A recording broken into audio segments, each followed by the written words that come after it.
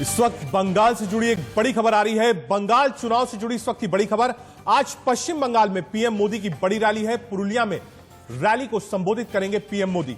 मेदिनीपुर में टीएमसी के पक्ष में माहौल बनाने का काम उधर ममता बनर्जी करती हुई नजर आएंगी। मेदिनीपुर में ममता की एक के बाद एक 3 रैलियां होनी है। एक तरफ टीएमसी की तरफ से अकेला मोर्चा संभाले हुए ममता बनर्जी, उधर बीजेपी एक के बाद एक दिग्गजों को पश्चिम बंगाल भेज रही है। आज प्रधानमंत्री पहुंचेंगे।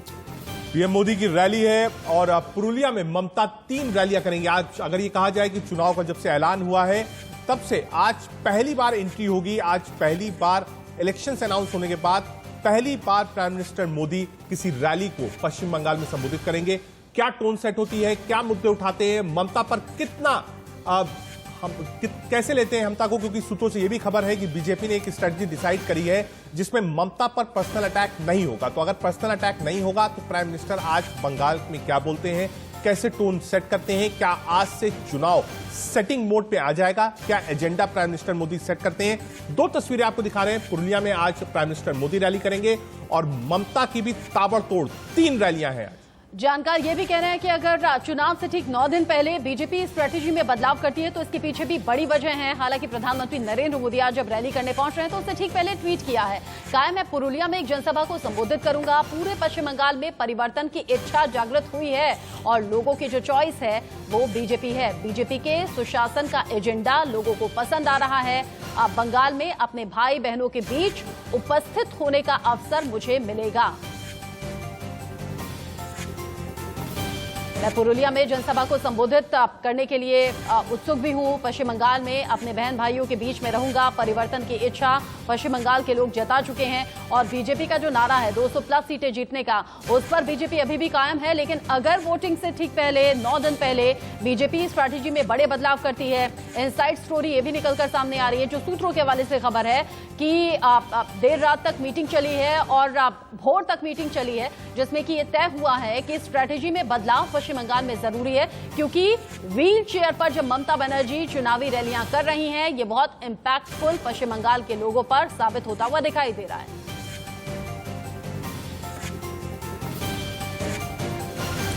एक तरफ प्रधानमंत्री नरेंद्र मोदी, दूसरी तरफ ममता बनर्जी एक के बाद एक 3 रैलियां करेंगी। आगे की स्ट्रैटेजी में क्या बीजेपी ने बदलाव किया है, आपको डिटेल में हम बताएं, लेकिन उससे पहले बड़ी खबर।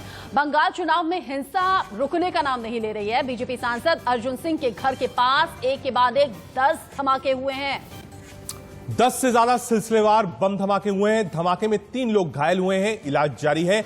चुनाव आयोग से शिकायत करेंगे बीजेपी सांसद अर्जुन सिंह। टीएमसी पर लगाया हमला कराने का आरोप।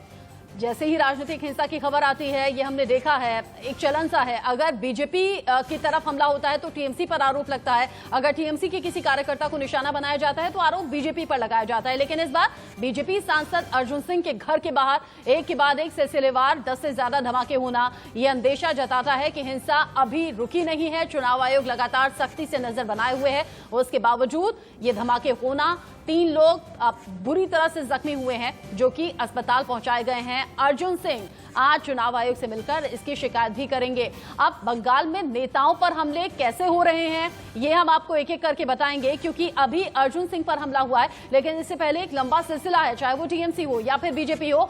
एक के बाद एक हमले की खबर आई। जेपी नड्डा, कैलाश विजयवर्गीय, मुकुल रॉय, इन सभी के काफिले पर हमला हो चुका है। बिल्कुल, हम आपको ग्राफिक्स के जरिए बता रहे हैं कि आखिर हमला कहां हो रहा है, राजनीतिक हमला कैसे बढ़ रहा है।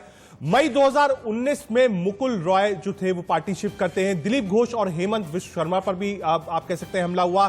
सितंबर 2019 बाबुल सुप्रियो पर भी हमला हुआ। कैसे कैसे हमला हो रहा है ये हम आपको ग्राफिक्स के जरिए बता रहे हैं। रूपा गांगुली पर मई 2016 में हमला हुआ था। नेताओं के घर पर हमला हो रहा है, काफिले पर हमला हो रहा है, जब वो कैंपेन कर रहे हैं तब हमला हो रहा है।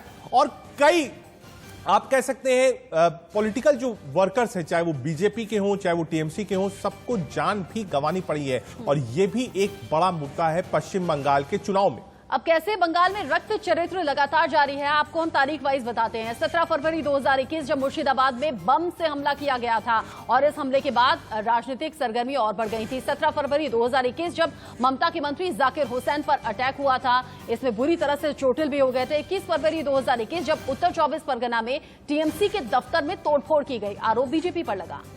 बिल्कुल, ये ग्राफिक्स के जरिए हम आपको बता रहे हैं कि कब कब कहां हमला हुआ। बीजेपी की परिवर्तन यात्रा के रथ में तोड़फोड़ हुई। ये 26 फरवरी 2021 की घटना है।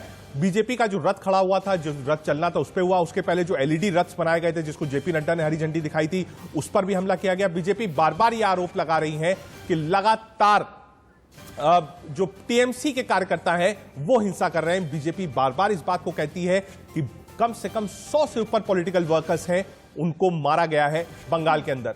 लगातार राजनीतिक हिंसा की खबर सामने आ रही है, लेकिन आज बड़ा दिन है पश्चिम बंगाल की सियासत से जुड़ा हुआ, जहां प्रधानमंत्री नरेंद्र मोदी खुद पहुंच रहे हैं रैली करने के लिए। बीजेपी समर्थकों को ये बताएंगे कि बीजेपी उम्मीदवार को वोट करें। उधर ममता बनर्जी एक के बाद एक 3 रैली। और इंडिया न्यूज बांग्ला से पॉलिटिकल एडिटर अरूप काली हमारे साथ जुड़ गए हैं इसी खबर पर ज्यादा अपडेट के साथ। अरूप, जो आज का कार्यक्रम लग रहा है, एक तरफ ममता बनर्जी ताबड़तोड़ तरीके से अकेले टीएमसी का कार्यभार संभाल रही हैं, टीएमसी की तरफ से मोर्चा संभाला हुआ है, अकेली जगह जगह पहुंच रही हैं, लोगों के बीच पहुंच रही हैं विरोधियों को पस्त करने के लिए। अब प्रधानमंत्री नरेंद्र मोदी की भी आज एक तरीके से कह सकते हैं कि डेट सामने आने के बाद पहली रैली है, और ये 2 दिन पहले रखने का मतलब यही है कि बीजेपी समझ रही है कि अब पूरी तरह से जोर आजमाइश लगानी चाहिए, वक्त कम बचा है। एकदम बिल्कुल। आज प्रधानमंत्री क्या बोलते हैं, क्या अब तो जानता है वो। जब यहाँ पर ब्रिगेड परेड ग्राउंड में इसका समावेश हुआ था, बहुत सारा वहाँ पे भीड़ हुआ था। इसके बाद एक तृणमूल उस प्रेशर में भी पड़ गई कि मोदी का ही is a very good auditor, Modi ji जो बात कर रहे हैं आज कौन से मुद्दे पर बात करें। अगर हम देखें ममता जी का जो इंसिडेंट हुआ था नंदीग्राम में, और ममता जी वहां से जो सहानुभूति का वोट का लिए वो तृणमूल और ममता जी कोशिश कर रहे हैं। इसके बाद आज उसके बाद पीएम का सभा है इस इंसिडेंट के बाद। उस इंसिडेंट के लेकर मोदी जी क्या बोलेंगे, ये जरूर हम लोग सुनने के लिए जनता तैयार है। दूसरी बात, yesterday Mamata alleged that Modi ji का वो एक खत भेजा था जो सबको फ्री वैक्सीन के, अगर वेस्ट बंगाल के जनता को फ्री वैक्सीन मिले। इसके साथ वो झूठ भी है जो बिहार के चुनाव में भी बीजेपी ने प्रॉमिस किए थे, ये फ्री वैक्सीन के लिए मिला नहीं। आज दिखता है मोदी जी उस तरफ क्या बोलता है, नहीं बोलता है, ये एलिगेशन के लेकर। ठीक है रूप, हम वापस आपके पास लौटेंगे। एक बार सीधे पुरुलिया चलते हैं, जहां से संवाददाता कौशिक बसु हमसे जुड़ रहे हैं।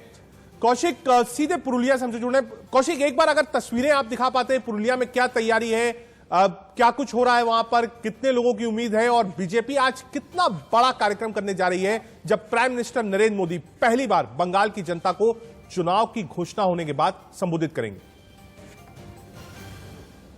देखिए, अभी जो है अंडाल के काजी नजरुल इस्लाम एयरपोर्ट से कुछ ही देर पहले प्रधानमंत्री नरेंद्र मोदी उन्होंने यहाँ से अपने चॉपर से उन्होंने पुरुलिया के जो भांडा में आज जो उसका जनसभा है, जो पॉलिटिकल रैली है, बस उसी रैली पर उन्होंने अभी कुछ ही देर पहले यहाँ से रवाना हुए हैं। 10:35 पर उनका जो विशेष विमान आज दिल्ली से यहाँ अंडाल एयरपोर्ट में उनका विमान जो है लैंडिंग किया है। उसके बाद ही वो स्पेशल चॉपर से अपने पुरुलिया की तरफ वो जाए हैं। जैसे कि आपको पता है कि पुरुलिया की भांडा में आज प्रधानमंत्री का ये बहुत बड़ा रैली है, और ये उम्मीद मतलब बीजेपी की तरफ से ये उम्मीद जताया जा रहा है कि इस रैली में कोने कोने से आदमी यहाँ पर आएंगे, और ये जो मैदान है भनोरा का, ये खचाखच भरा हुआ रहेगा, ऐसा बीजेपी की तरफ से उम्मीद किया जा रहा है।